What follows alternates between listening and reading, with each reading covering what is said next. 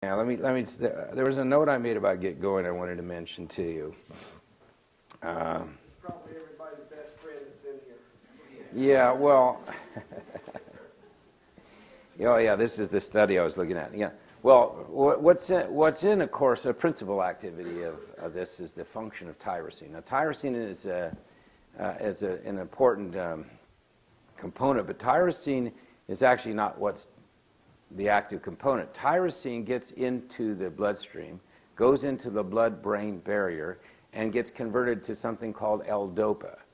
Now, L-DOPA is a mood elevator, and dopamine, these are things as we age we tend to have depleted. So if you can increase the tyrosine getting into the bloodstream, into the brain levels, you increase DOPA levels, you have a significant chance of being, better focused, more alert. And that's why the two products that I was mentioning, BioAlert and Get Going Plus, actually do work together. They both contain the B vitamins that are necessary for that conversion and of tyrosine to dopamine, but they also contain the things that affect the nerve transmission. So with choline, so that those products actually, when we formulated this product, these products, the product was on paper formulated to be a single product in terms of the effectiveness. But we knew there were little different functions, but we also knew we could not put them all into a liquid or to a powder. If you put the choline to a powder, it forms a big, huge clump after a few days. There's just virtually no way. Now what we did is we used a very special form and we put it into liquid. We say, well, if it sucks up water so fast, why don't we put it into a liquid? That would make sense. But you couldn't do it if you use choline bitartrate, which is commonly used in tablets and powders.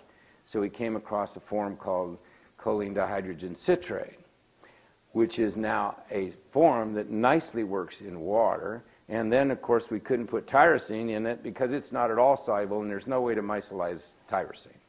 So we had to put that into powder form. So Get Going Plus and BioAlert were actually designed to do two things combined. That is, increased focus, increased mental alertness, increased energy levels, increased mood. And that's why these were actually, and that's why I Get Going. A lot of people might say, well, how come you don't have that in a liquid? You can't do everything in every dosage form. You try to pick the best for each type of nutrient you're dealing with. So that was Get Going Plus. And then the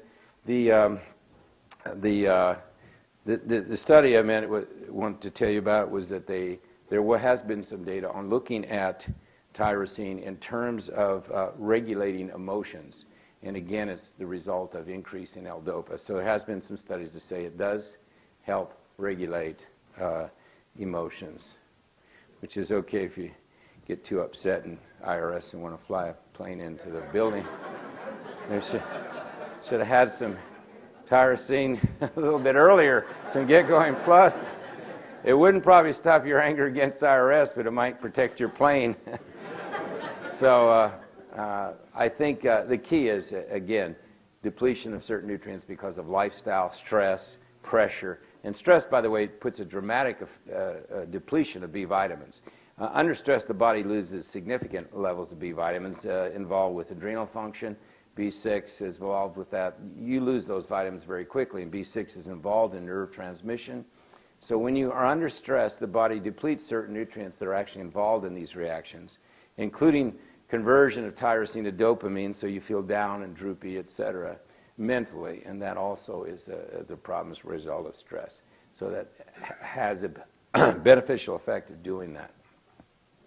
And your caffeine in that, Dr. Rutolo, can you address that? Yes. That's a big question. Yeah, we've a number of times people have asked about caffeine, and some people think it's a demon, some people are negative on it, some people are neutral on it. Caffeine, in fact, is a naturally occurring material. It occurs in many bean type of things, like coffee beans, cocoa beans, guarana beans. It does exist in nature. It has an interesting stimulation effect on part of the adrenal function. We have made products without caffeine and with caffeine, identical side by side, and evaluated them and asked people what they feel. And I'll explain what caffeine does in a second. It's something like 15 to 20 to 1 people want the caffeine one. Here's why. Caffeine is not the stimulating effect. Caffeine is very short-lived. Caffeine has a very short half-life. So what caffeine does is has just an initial lift. That's gone in an hour. But what's not gone in an hour is the effect of elevating the chemicals in the brain by other nutrients. That stays 6-8 hours. So the only reason there is a small amount of caffeine is because people feel that initially I feel a better response with that. Now, you don't have to be drinking coffee like 9 times a day like some people do, because that's very short-lived. That's why people say, I got to keep drinking my coffee all day long, I got to stay awake. Well, if something actually elevated levels in the brain of something that keeps you mentally alert, you don't need it every 15, 20 minutes or half hour or an hour. But caffeine is very short-lived, but it has an initial effect that people feel acts quicker. The rest of the product works fine longer term, but when we've made versions of both. In fact, this exact product, we made versions of both. In fact, probably before most people in biomedics were aware of it, we evaluated this maybe 13, 14 years ago.